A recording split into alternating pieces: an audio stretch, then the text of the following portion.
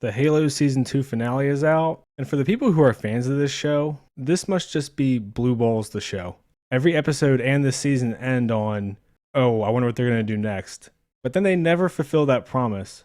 As always, I discuss the show on its own merits, as well as comparing it to the lore when it's relevant. But I don't really do any lore comparisons in this video because the show has just done whatever it wants. This finale concludes no arcs, there's no payoffs, it's completely unsatisfying. It feels like it's bait to try to get Paramount to greenlight a season 3 and an empty promise to the fans that season 3 will be the one where they get it back on track for the actual fans. Meanwhile, we have like 7 different plot lines and none of them have a satisfying conclusion. So all the plot lines in this episode, John's is he gets the Halo, him and Makee argue over who gets the ring in the divorce. Miranda unleashes the flood, everyone dies around her except for her somehow, and she freezes her mom, Halsey. So now Halsey's on ice until whenever. Soren found his kid and his wife died. No clue where he's going now. I guess he's going to want revenge on the Gravemind or something. They set up this whole thing with using the spike on one of the Covenant ships to destroy their fleet, and instead Kai flies one ship into another and they call it a victory. Clearly so they can set up for season 3 ending with a ripoff of the original game where they used the spike on the Covenant ship that crashed onto the ring. Cortana is just magic, and this episode confirmed how stupid Parangassi's plan actually was, so that's nice. Ackerson is with Soren and Kessler and Quan now. Quan is also walking magic with some kind of protection from the Gravemind and the Flood. No clue where that's going. This episode reminds me of the very first episode of something where there's a lot going on, but you don't have the full context yet. But then as the season goes on, you get the context for that first part, and then it makes sense as you learn more about the world, except this was the end. So we got no payoffs for anybody's arcs, no real arcs for anybody, let's face it. I'm gonna have to do a full season 2 breakdown now that we have all the context, but every episode that comes out makes all the characters dumber. And I actually just said in my last Shogun video that every episode gets better as the show goes on. This season felt like Ahsoka to me, where they talk about a bunch of grand things, but don't actually do anything with it. And then when all is said and done, you get something that could have been done in 1 or 2 episodes. I'm not going to go into Ahsoka. I have videos for that if you want to watch them. But that whole season was literally, they go get Ezra and Thrawn come back to the main galaxy. Nothing substantial happens in between, except Ahsoka goes from Ahsoka the Grey to the White.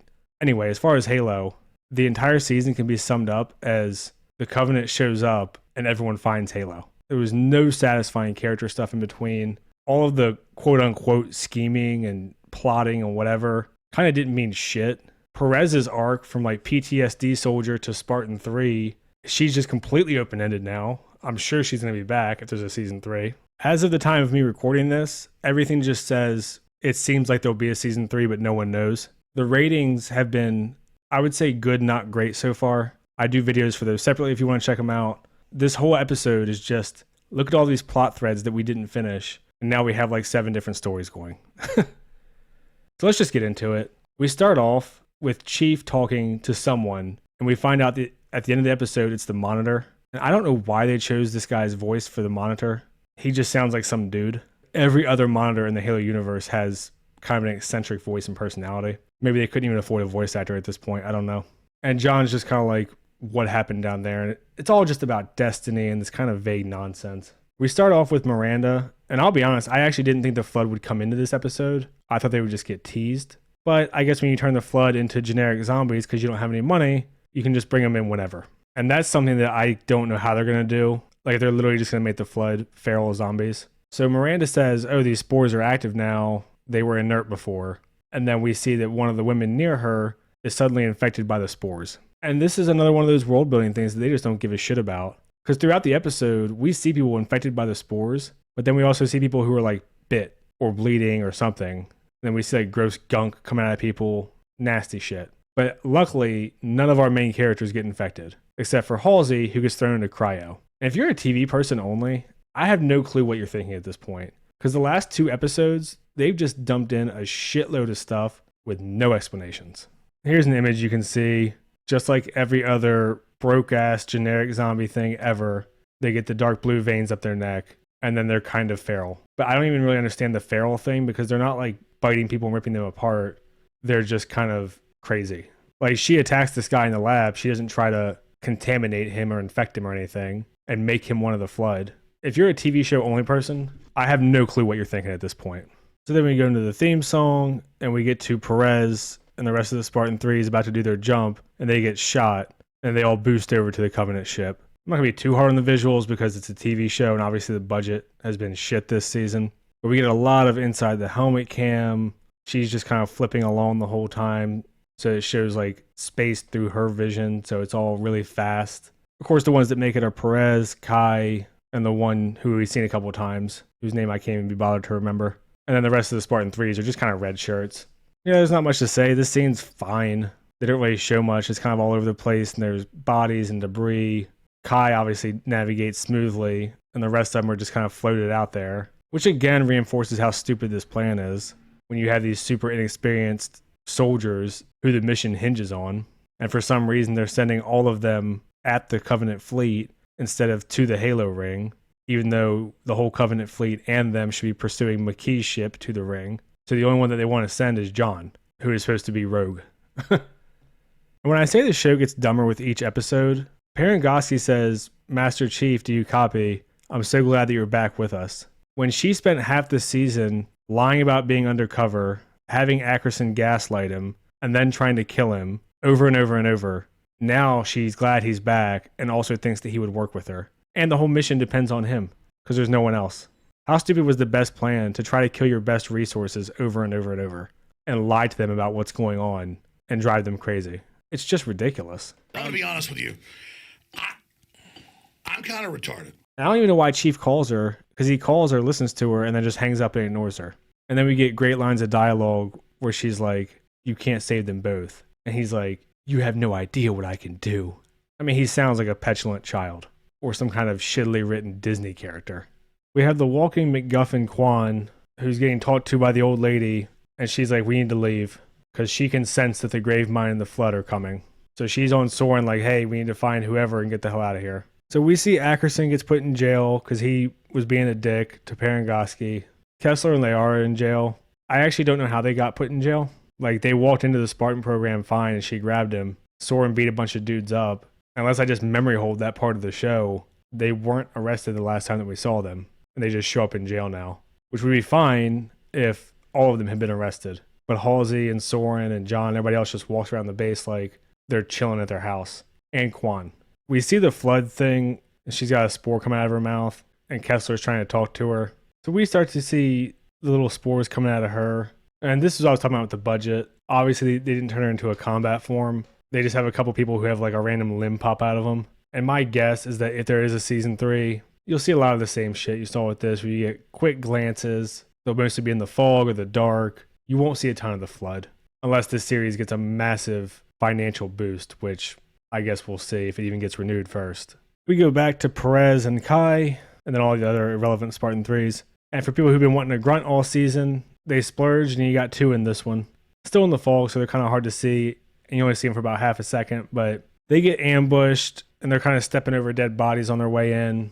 This is probably the best action of the season, but it's still a lot of shaky cam. It's still really hard to see anything.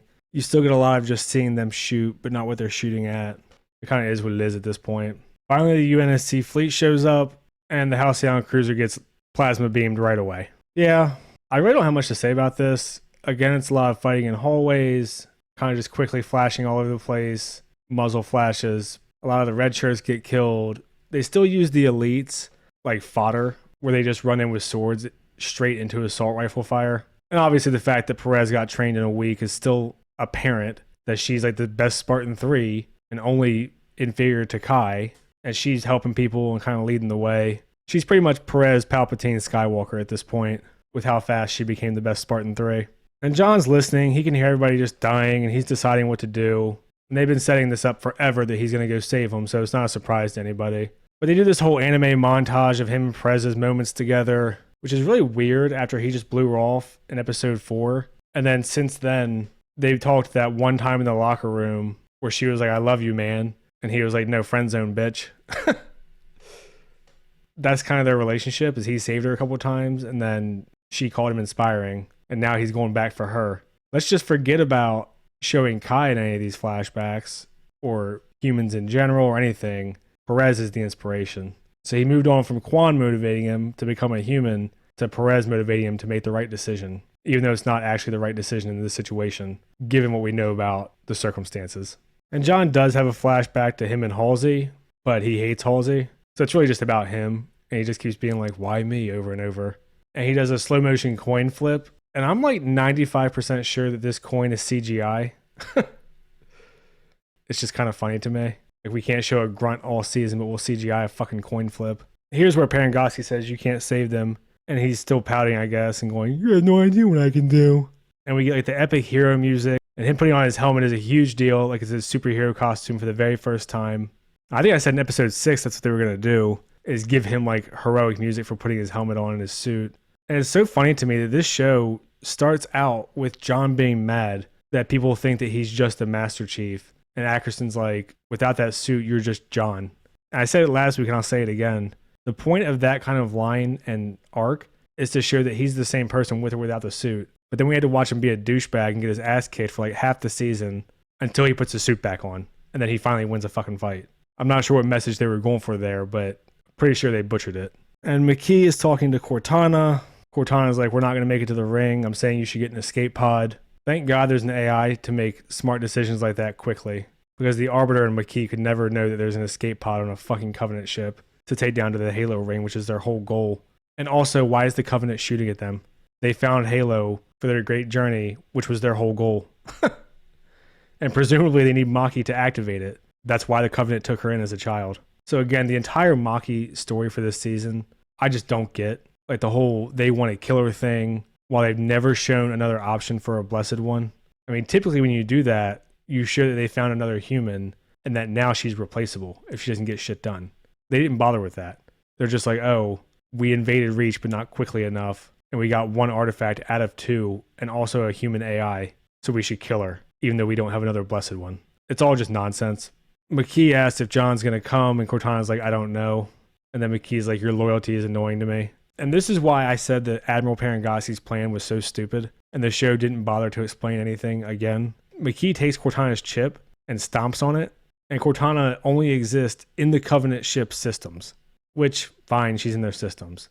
She was also in the UNSC base at the same time, talking to John at the same time, and overriding everything at the base on Onyx while she only existed in the ship. Like, they didn't even bother to have her split off into multiple parts. So she's just like magic AI device that exists anywhere there's electronics. She's like Ultron. The fact that Parengoski risked leaving her in the base with the hopes that the Covenant would take her and use her and take her somewhere that she could be effective and Cortana could reach out to them and help. It's just a stupid ass plan. And every episode that goes by, it gets dumber. Even though there's a lot of people who think that it's clever, like, oh, see, it was part of the plan to put faith in one of your most valuable assets and just hope that shit works out. Hyper competent UNSC again.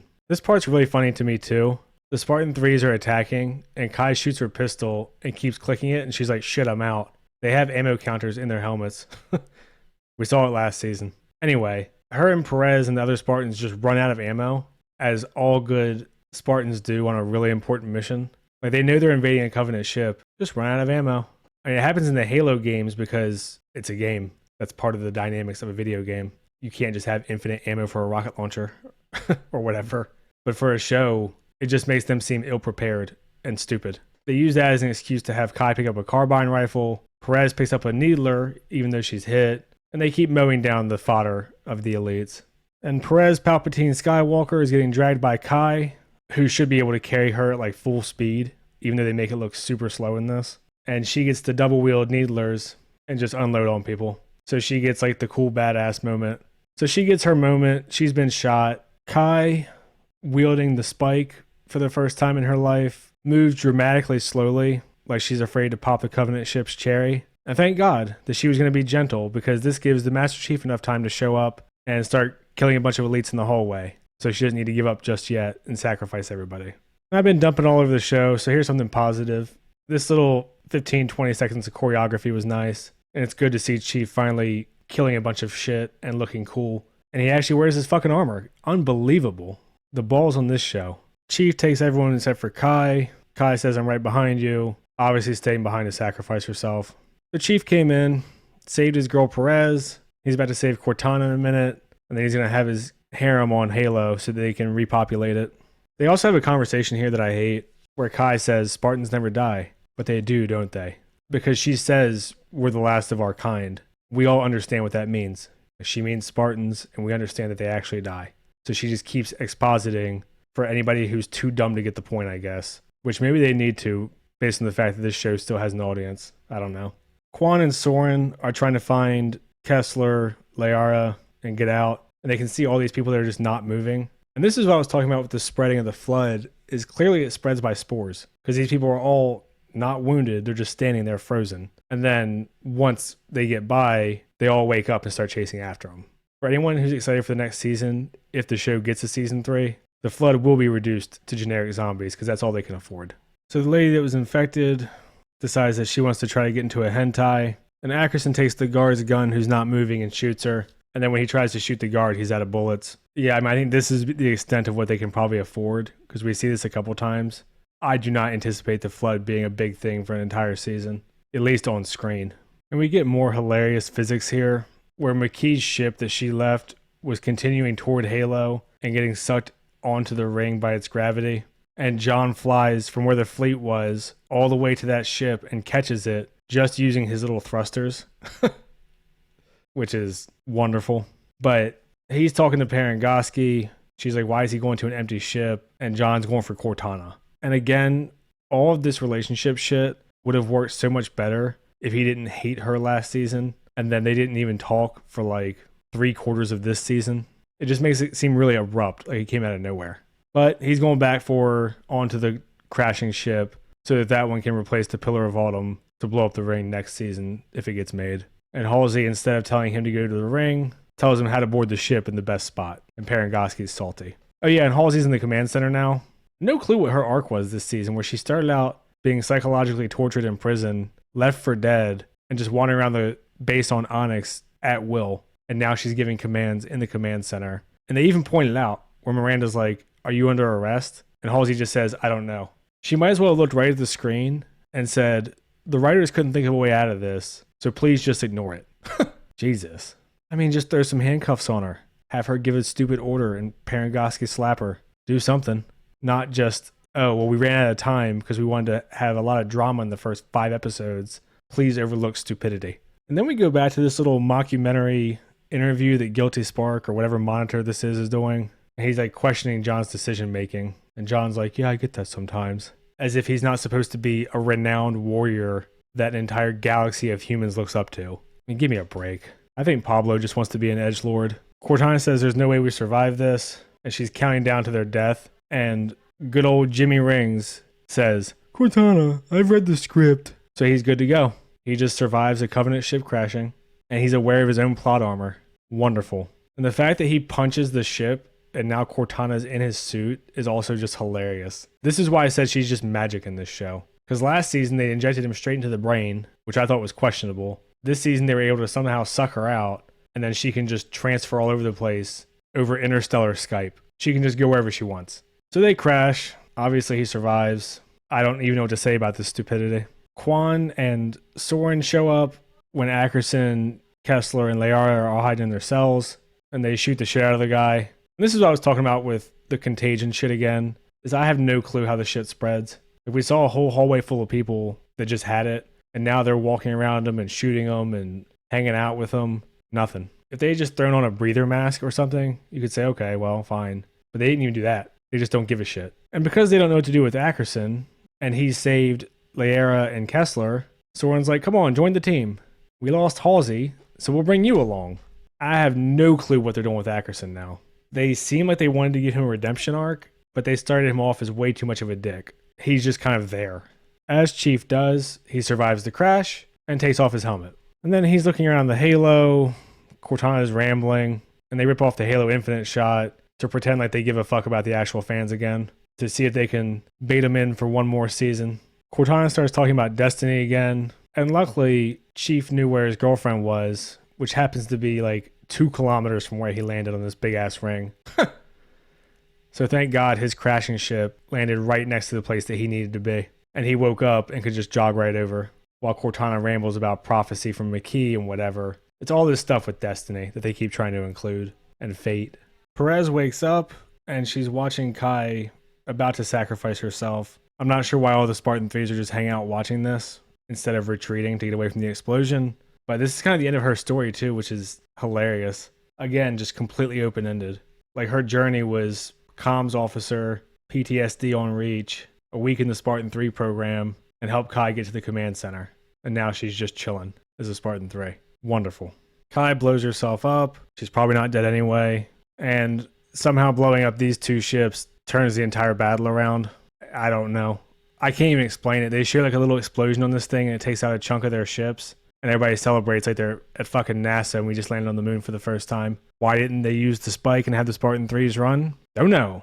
That was kind of the point of the device to begin with. And the explosion, John can see from the Halo ring. So that's how close these Covenant ships are that are fucking around fighting the fleet instead of just landing on Halo to try to start their great journey. Right now, the number of Halo occupants at the end of this episode is 2. Halsey finds out from Miranda about this spore that's spreading. And Halsey's like, oh, we should research it. They're super advanced. And then she sees people around her start turning into zombies. And now there's research to be done, so she puts on her O face. Oh. You know what I'm talking about.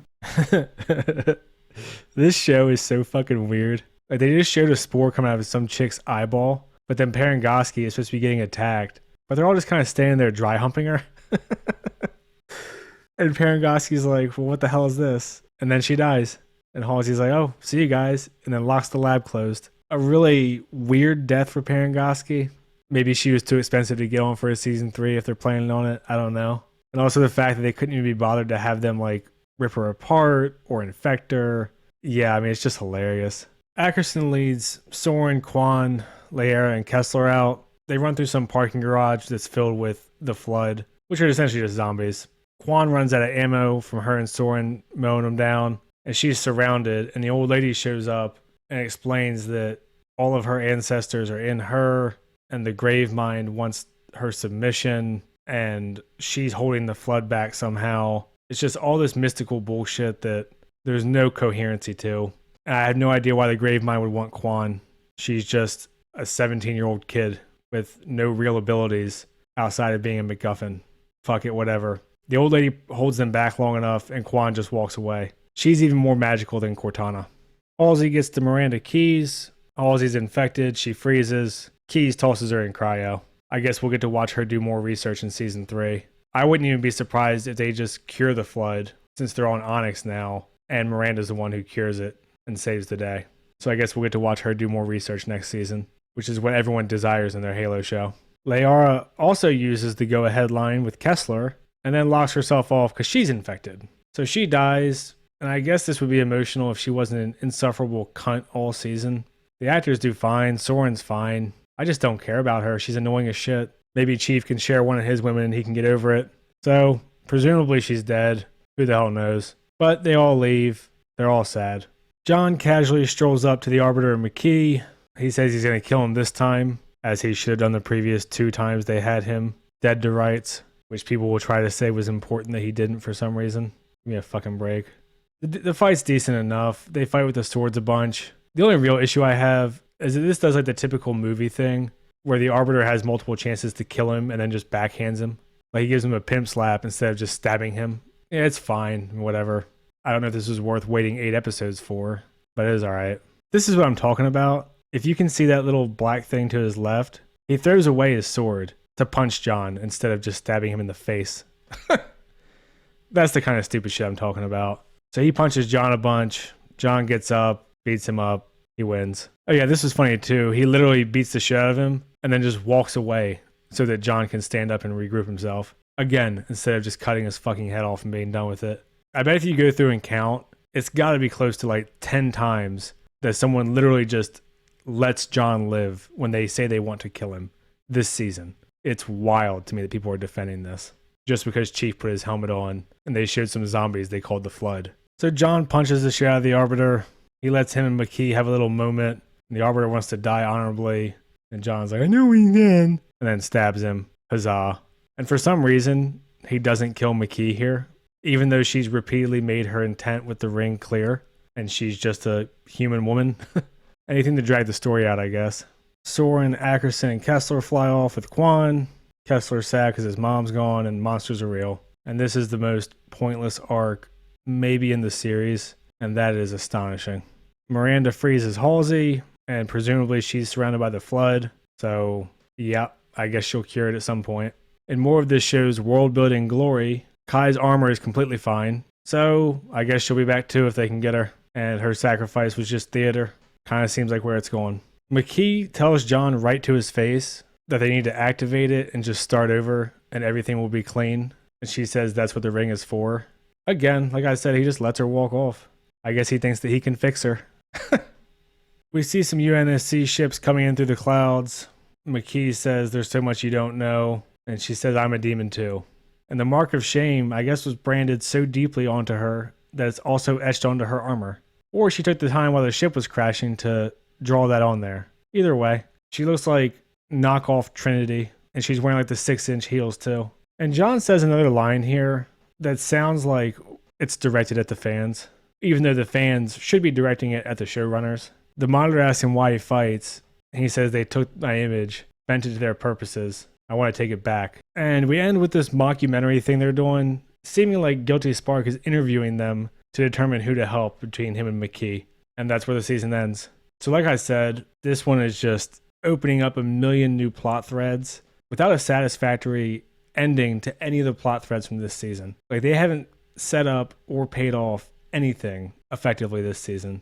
This season was an exhibition in bad writing. And if we get a season 3, we're going to go through the same cycle again. They'll show the flood and John in his armor and the ring. And people will be like, oh, maybe they finally turned the corner. And then we're going to get this shit one more time. I'm still 50-50 on if it gets renewed. The ratings have been okay if you break it down into the amount of people watching. But Paramount's also trying to sell itself off right now. And the show, even as low budget as it looks, I would imagine is more expensive than making something like a generic drama or comedy or whatever. I'm not going to get into all that here. This video is way longer than I wanted to be for a show that didn't really have any payoffs.